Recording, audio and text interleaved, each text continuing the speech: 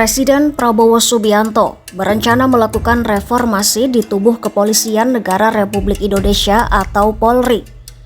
Langkah ini sekaligus menjawab tuntutan publik yang semakin keras. Namun, reformasi Polri tidak cukup hanya dengan mengganti Kapolri. Yang dibutuhkan adalah perubahan menyeluruh agar kepolisian bisa benar-benar melindungi masyarakat, memberi rasa aman, dan tidak lagi menjadi alat represif terhadap kebebasan berpendapat.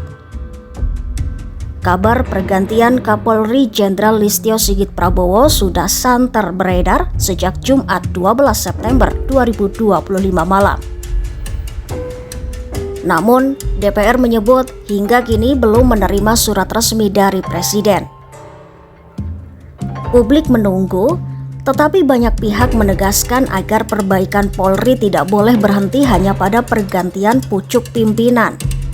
Ketua Umum YLBHI Muhammad Isnur menyebut ada beberapa hal mendesak yang harus dibenahi. Pertama, sikap represif polisi terhadap masyarakat.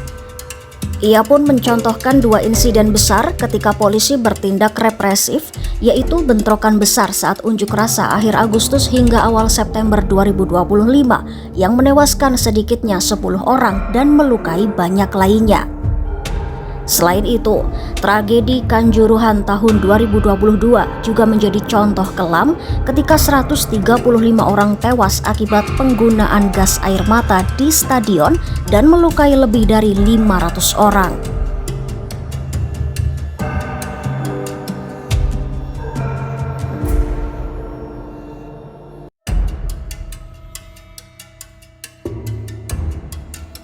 Kedua, soal independensi penyidikan.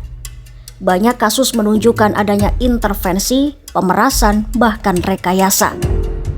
Isnur menyebut kasus Ferdy Sambo dan Teddy Minahasa adalah contoh nyata. Menurutnya, fenomena no viral no justice juga menambah citra buruk kepolisian. Ketiga, kewenangan Polri yang terlalu luas, mulai dari urusan SIM, jasa keamanan, sampai PAM Swakarsa. Hal ini membuka peluang bisnis dan praktik pungutan uang dari masyarakat. Masalah lain yang tidak kalah serius adalah lemahnya akuntabilitas.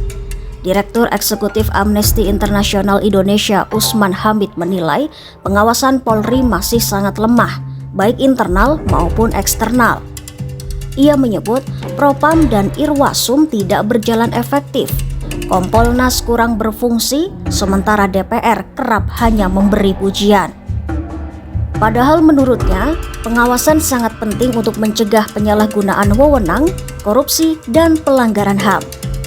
Selain itu, peneliti Departemen Politik dan Perubahan Sosial Center for Strategic and International Studies Niki Fahrizal menyoroti kultur kekerasan, korupsi, dan penyalahgunaan wewenang yang masih melekat di tubuh Polri. Rentetan kasus pelanggaran yang melibatkan polisi terus bermunculan dalam 1 tahun terakhir. Mulai dari penembakan siswa di Semarang, polisi tembak polisi di Solok Selatan, hingga kasus-kasus internal seperti pembunuhan dan kekerasan dalam rumah tangga yang melibatkan anggota kepolisian. Menurut Niki, reformasi harus menyentuh pendidikan dan rekrutmen sejak awal. Senada, pengajar Fakultas Hukum Universitas Mula Warman Herdian Syah Hamzah menyebut pembenahan sistemik dari hulu ke hilir diakui sebagai langkah yang tidak bisa ditawar. Menurutnya, proses reformasi harus menyentuh akar persoalan yang selama ini telah menjadi rahasia umum dan menggerogoti kepercayaan publik. Salah satu titik awal yang paling krusial adalah proses perekrutan di tubuh kepolisian. Sementara itu, Koordinator BRIN Sarah Nur Aidi Siregar mengingatkan bahwa sebenarnya sudah banyak rekomendasi reformasi Polri yang dibuat sejak lama, mulai dari LIPI, Setara Institut, hingga Puslitbang Polri sendiri. Namun masalahnya adalah minimnya kemauan politik untuk menjalankan rekomendasi itu. Reformasi Polri selalu jadi wacana, tapi jarang benar-benar dijalankan.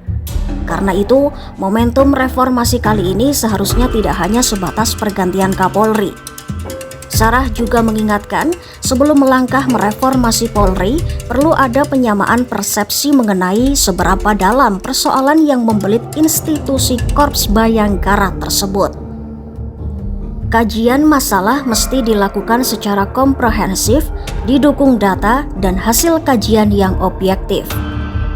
Iya, perbaikan sistemik dari hulu ke hilir mutlak dilakukan, mulai dari pola pendidikan, rekrutmen yang bersih, pengurangan kewenangan hingga pengawasan ketat terhadap penggunaan anggaran. Pergantian Kapolri mungkin bisa jadi pintu masuk, tetapi tanpa perubahan mendasar, Polri akan terus terjebak dalam tanda kutip dosa-dosa lama yang merusak kepercayaan publik.